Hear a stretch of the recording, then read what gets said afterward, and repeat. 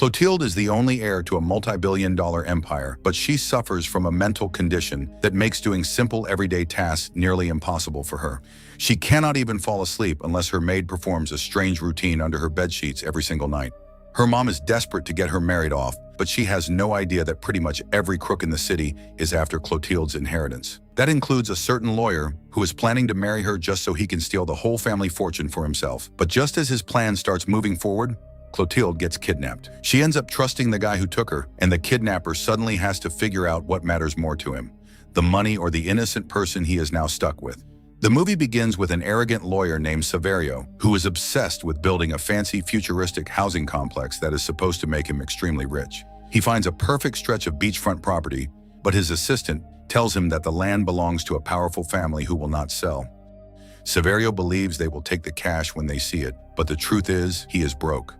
His entire plan is for his friend to hook him up with public funds once that guy gets appointed as the Minister of Finance. But the appointment keeps getting pushed back, and Saverio is starting to think he may never get it.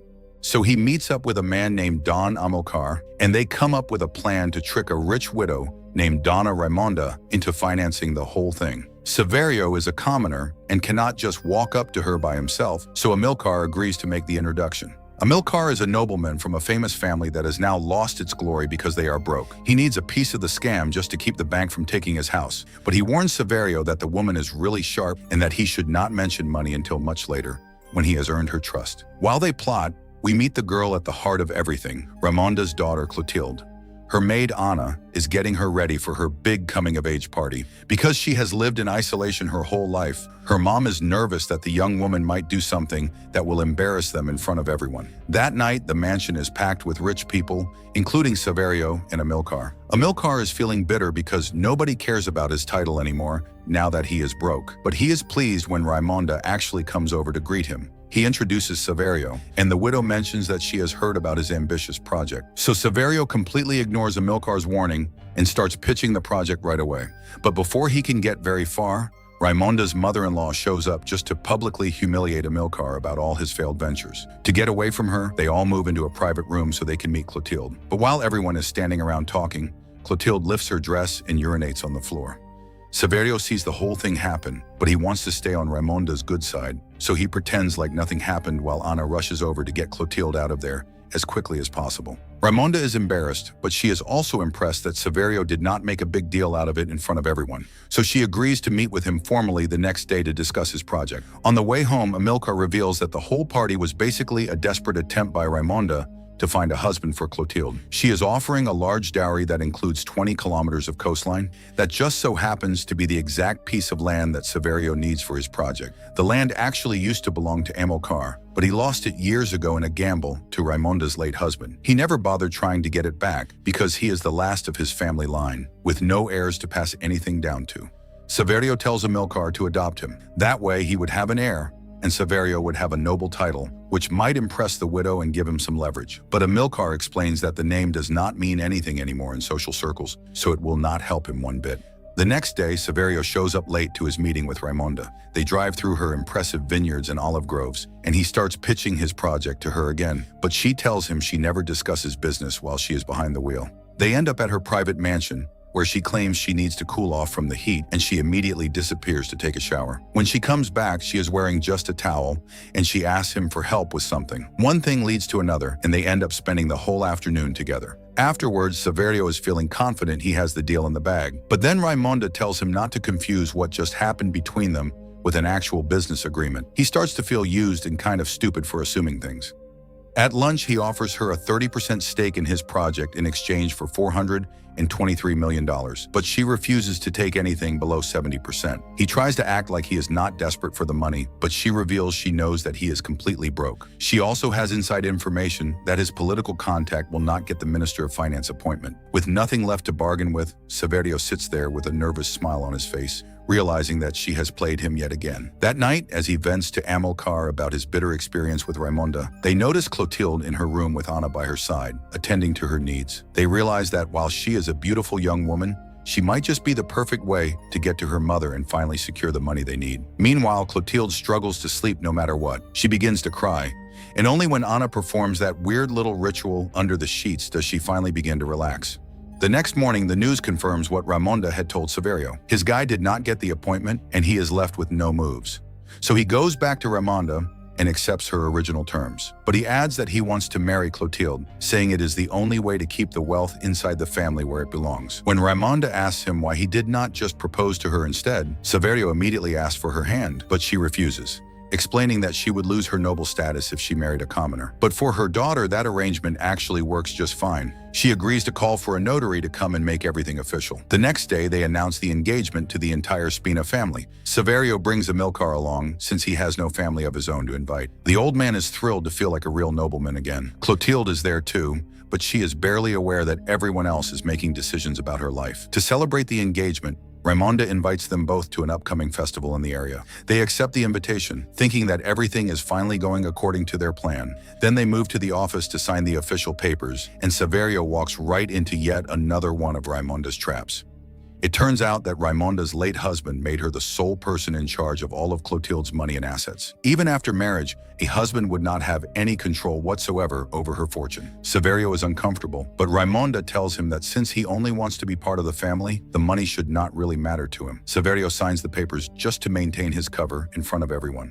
When he gets home that night, he is convinced that the only way to beat Raimonda is to play dirty, and he is not interested in hearing any of Amilcar's attempts to calm him down. He stops by his employee Conchetta's room, hands her some cash, and tells her to turn around for him. But then he gets an idea and rushes to Amilcar's room with a plan to kidnap Clotilde. The idea is to use her lost innocence as leverage against the family. Either Raimonda hands over the property rights, or he goes public with the fact that her daughter has been ruined. The marriage would be called off immediately, and the family's reputation would be stained. Amilcar points out that they would conduct a medical exam to confirm everything, meaning the act would actually have to happen for the blackmail to work. Saverio is not about to do that part himself, so he brings in Pepe for the job. He takes him out to one of Amilcar's old abandoned mansions and promises him the building, along with $5 million, if he snatches Clotilde during the festival and does what needs to be done. So here is how it all goes down on the night of the festival.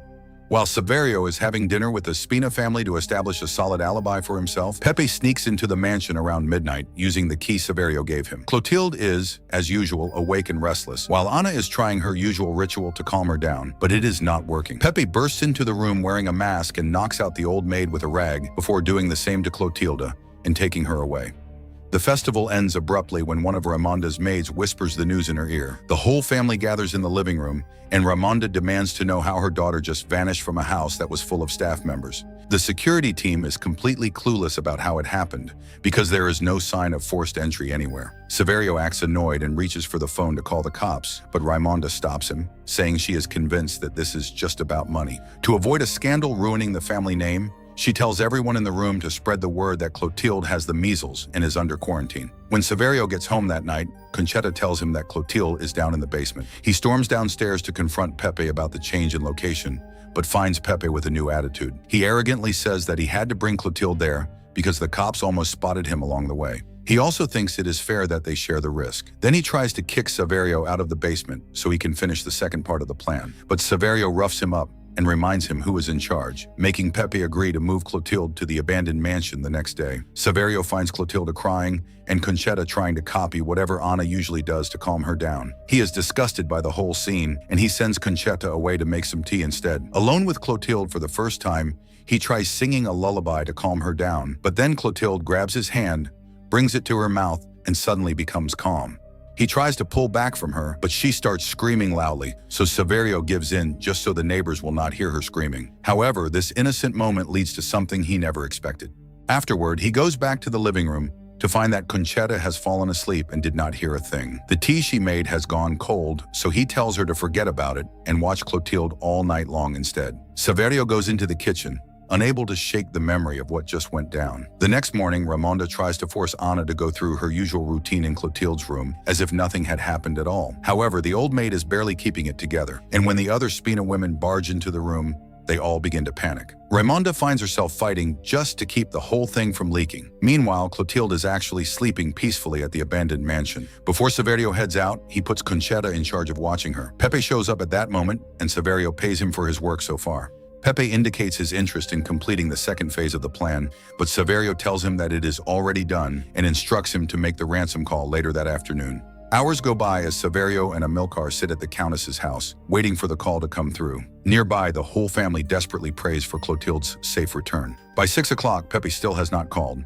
Amilcar gets nervous about the delay and asks Raimonda if the clock on the wall is correct. Saverio is upset about this because he is worried that the old man is going to blow their cover with his nervous behavior. Eventually, the phone rings, and Raimonda listens to a recording from Pepe stating that the kidnappers will only negotiate with Saverio. Saverio puts on a show saying he does not want the responsibility because he might end up killing the criminals if he gets his hands on them. However, after Raimonda pleads with him, he reluctantly agrees. He heads home afterward to celebrate his victory, but walks in on Conchetta struggling to care for Clotilde. He tries to take over and quickly realizes that the young woman is far harder to handle than he ever expected. The next day, he decides to speed things up. He lies to Raimonda, saying that the kidnappers broke into his place and left a demand note behind for $1 billion. Raimonda agrees to pay the ransom without arguing. With everything going according to plan, Saverio checks on Clotilde again. However, their time together begins to grow more complicated with each passing day.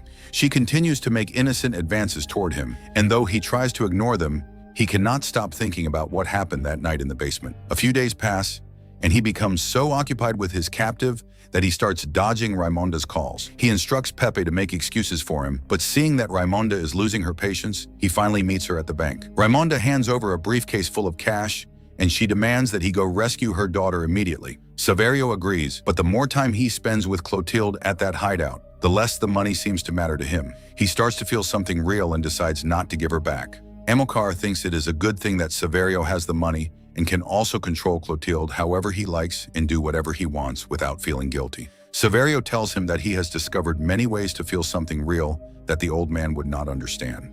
Early the next morning, he panics when he finds Clotilde missing from her bed, only to discover her asleep in the bathtub. He wakes her gently to tell her he is leaving, then hides behind the door just to watch her as she gets up to follow him. He starts to question whether he is finally going crazy or if maybe the rest of the world has lost its mind. Soon after, Pepe demands that they return the girl now that they have the cash and disappear before they get caught. But the lawyer claims that he is not a thief and that he still intends to build his resort the right way, reminding Pepe that he is still the one calling the shots. 2 days after Saverio collects the ransom, Raimonda shows up at Saverio's house only to find the lawyer acting cheerful and relaxed. Saverio feels the urge to confess, but Amilcar stops him with a warning stare. So Raimonda leaves without knowing when her daughter will be coming home. The next day, Saverio's business agent shows up to collect money to cover the legal approvals for the project, but Saverio ignores the agent and just laughs at the whole situation. The man is content being with Clotilde, and the rest of the world no longer matters to him at all. That night, Pepe arrives at the mansion and finds Conchetta sleeping in the car, because she cannot stand Saverio's embarrassing behavior anymore. Pepe starts flirting with her and promising her a better life now that he has money. Conchetta, who secretly loves Saverio, gives in to the temptation, and the two of them get close right there in Saverio's car. Meanwhile, inside the mansion, Saverio spends the night painting Clotilde's face. When he steps outside to search for Conchetta, he catches Pepe and Conchetta in the middle of their betrayal. Pepe says Amilcar sent him there to warn Saverio that Raimonda has decided to take the case to the police by morning. Saverio orders Conchetta to scrub away any evidence and tells her to leave by morning. Then he tells Pepe to return in the morning and wait with Clotilde until 8 o'clock, promising that he will arrive with the Countess and make Pepe look like the hero who tracked down the kidnapper and saved the girl. Saverio then returns to Clotilde to give her a goodbye kiss. The next morning, after Conchetta leaves, Pepe waits with Clotilde just as he was told. But he starts eyeing Clotilde with his worst intentions written all over his face. Before he can do anything, he hears a noise outside. Saverio has arrived with Raimonda, and he is telling her that Pepe is the one who kidnapped Clotilde and that he spent the last 2 days tracking him down. He claims that he returned the ransom money to the bank after he found out it was Pepe. Inside, Pepe sees them through the window and realizes that he has been played. He barely escapes on his motorcycle just as they enter the building. They find Clotilde crying, but she ignores her mother completely and throws herself into Saverio's arms before passing out cold. Later, after the family doctor confirms that Clotilde is no longer innocent, Raimonda offers to cancel the engagement to save Saverio from disgrace, but Saverio insists that it changes nothing. Amilcar interrupts and tries to stick to the plan, demanding property rights as some kind of compensation. But Raimonda insists that although she will still fund Saverio's project, she is no longer interested in having him as a son-in-law. Without Saverio around, Clotilde's condition worsens. She refuses to eat, throws her tea across the room, and screams for the man who kidnapped her. The doctor warns Raimonda that he cannot keep medicating Clotilde indefinitely and that he will send a psychiatrist over. But the grandmother believes all Clotilde needs is to get married. Meanwhile, Saverio sits by his window staring toward Clotilde's home, detached from everything. Even when Amilcar shows up with news that the project funding is ready and the new Minister of Finance is waiting for his pitch, Saverio tells the old man that he no longer cares about the project. Convinced that the lawyer has finally lost his mind, Amilcar leaves to find a doctor. Searching for some kind of closure, Saverio goes back to the abandoned mansion. Pepe finds him there and attacks him for setting him up. Saverio demands to know what Pepe did to Clotilde to make her cry like that, but the man swears on his life that he never touched her. Saverio believes him, and he writes Pepe a generous check as a final payoff for his loyalty. Then he swaps his luxury car for Pepe's motorcycle and rides away. Pepe picks up Conchetta, and the two of them head off to Milan to start a new life together. Meanwhile, the psychiatrist tells Raimonda